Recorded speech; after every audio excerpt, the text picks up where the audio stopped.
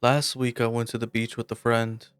I now owe my life to her, and my ankle is still recovering from what happened. It started off as a normal trip. Rebecca's family is well off, but she never showed off. She's the kindest person I know. She doesn't act like a rich, snotty princess like one would expect. It's painful to see her friends turn on her, trying to use her for her money when they find out about her full bank account. I just gotten into a fight with a mutual friend of ours. He expected Rebecca to buy him a very expensive birthday present and had a nerve not to invite her to his party. Knowing about the fight, Rebecca invited me to the beach to cool off. Her father had a boat, one with a cabin below deck. Not the nicest thing, but way beyond what someone like myself could afford.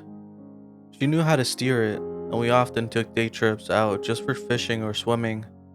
She knew swimming was my favorite pastime, and a day trip was just what we needed. However, when we arrived, and to our disappointment, we were told the boat's engine was having issues. The father apologized, offering to pay for a rental for the day. I refused to let him spend such an amount of money on us. We just ended up staying on the beach. Finding the beach too crowded, we started to walk, gossiping, and joking until we found an area without any people. It was where the beach ended. The jagged rocks and cliffs didn't look appealing, but we were happy to not be around families and crying children.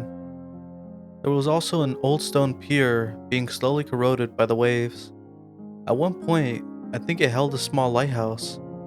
Now it stood empty, looking very unsafe for a block of stone. There were signs around the area warning of bad currents around the stone pier. I promised Rebecca I would not go near it and headed out into the water without her. She had very light pale skin. She really liked being on the beach, but had to be very careful when out in the sun. Once, she fell asleep and got a sunburn so awful she had to go to the hospital. Her routine was to swim for a bit and then apply some sunscreen. She would reapply it every hour if she needed it or not. I didn't really blame her. It was fine being alone for a bit every time she left to put more on. I never got sunburned. I was either lucky or too dumb to notice. I stayed in the water, waiting for her. We had been knocking a ball back and forward just before she decided to turn back in. I had thought she took it back with her, but I saw it drifting away close to the pier. It was a cheap thing, and I should have just left it alone. It wasn't worth going to a dangerous area, at least 10 signs warning me away.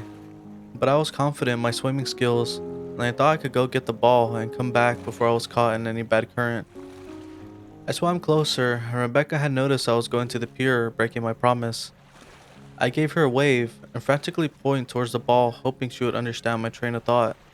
She waved back, and I figured that was her blessing to retrieve our little beach ball. I really should have left it, but the little cartoon crabs marching along the ball was just too darn cute to abandon. I'd never seen a ball like it, and I didn't want to lose it. I wouldn't admit that out loud though. I really thought I was safe. I spent a lot of time swimming. I was on the swim team until other schoolwork and part-time job got in the way. In the summer, I volunteered at the local pool to be the lifeguard, and I was only going to be in that spot for a few seconds. But I now know, you're never truly safe in the water. The ball had drifted nearly against the stone wall. My hands just wrapped around it, and I was looking over to give Rebecca another wave when I felt something wrap around my ankle. Without time to scream, I was yanked under. I hadn't had any time to get any air into my lungs. By some miracle, I was able to close my mouth in time. I started to struggle, kicking, trying to get my foot free. Whatever was wrapped around my ankle felt like a vice. Pain shot up through my leg, and I thought I would scream and let air into my mouth, but I held it back. I had to force myself to stop thrashing and get a grip on the situation. I was going to use all of my energy, and I had to be careful what I was doing or else I would die. Forcing my eyes open and the water stinging them, I made out a black shape wrapped around my ankle. I expected a rope or seaweed, maybe discarded fishing gear. My blood froze, and panic came back when I saw what it really was. After a few feet, the water turned dark. I couldn't see very far down. Out from that darkness was a black, bony arm. It looked human enough. It had 5 fingers wrapped around my ankle, but the fingers were too long and too thin to be a human. I was still being dragged down, and I bent over, tearing at the hand trying to get free. When I was suddenly pulled under, I had to let go of the ball. I wish I held onto it. I wondered if I could suck in the air from it to give me more time. In that moment, I didn't have time to think about if it was safe to breathe in what someone had exhaled. I had only a few seconds left. I was being dragged further and further down, but when I grabbed at the hand, my descent seemed slow. I couldn't even lift one thin finger. No matter how much I pulled at whatever angle, the thing wouldn't budge. My chest was burning, my head felt light, but I couldn't give up. I wanted to blame my lack of air to my brain for what I saw next. In the darkness came more long fingered hands, just enough for me to see them darting around and shyly reaching for me. It felt like they wanted to remain in the dark and out of any kind of light, but my body was tempting them out. If the hands weren't bad enough, I started to see lights flicker in the darkness. At first, I thought it was just my vision starting to go. A scream started to come back up when I realized what I was looking at. Thousands of eyes, all glowing flickering shades of neon yellow and green. As far as I could see, those eyes looked back at me in the crushing darkness. I didn't want to know what they would do to me if they got me into that inky blackness, or what those eyes belonged to.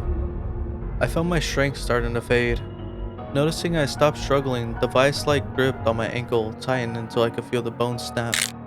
The pain kept me awake for a few more seconds. I knew I wasn't gonna make it. Giving up, I decided the last thing I wanted to see was the sun through the water and not what was waiting for me below. Looking up, I couldn't believe what I was seeing. Rebecca had jumped in and reached to me right before I passed out and opened my mouth, taking in a mouthful of water. The pain was too much, I just couldn't help it. I came to, coughing and gagging on seawater. Confused and in a lot of pain, I looked around, trying to figure out where I was and what happened. We were both on the beach. My ankle was torn and bleeding from scratch marks. Rebecca had long marks down her arm and a bruised wrist. She was also coughing and nearly hyperventilating. I looked from her to the stone pier trying to make sense of it all. I knew she had saved me, but I had no idea how. The ball was bobbing on the waves, bumping against the stone wall. I watched it for a few seconds before a black shape reaching up and dragged it under. Rebecca explained to me when she saw me go under, she ran along the pier. She was a weaker swimmer, but was on the track team. Without any hesitation, she jumped in after me. Neither of us knew why she was able to drag me out from whatever was taking a hold of me. She told me to start to grab for her too, but after touching her for a few seconds, she heard something she thought was a muffled scream from below. The arms retreated and the eyes closed. She didn't stay around to find out why it happened or if it was really gone. By some miracle, she got me to shore and did CPR until I came to. I was glad we both took a class every year. We left out things and she helped me hobble back to the busy beach to get help. I made a report of something grabbing a hold of me, but no one believed me. They just thought we just got caught up in some old fishing nets and should be thankful to be still alive. I am thankful, but I wish someone besides Rebecca believed me. After talking about what happened, trying to figure out why Rebecca was let go, we agreed on a theory. Rebecca had just put on sunscreen. We guessed the creature was sensitive to chemicals. I had heard some corals were at risk of dying after tourists would touch them, and the amount of sunscreen they had would wash off into the reefs that killed fish and coral alike, but I could be wrong on that fact. It was the only thing we can think of. Maybe it was a sunscreen, or maybe we just got really lucky. At least I had time off of work to heal my ankle. I may still swim, but stick to indoor pools or bodies of water I can see the bottom. Oh, and if you go swimming this summer, be careful out there. We don't know what the oceans hold. Oh, and make sure to wear lots of sunscreen.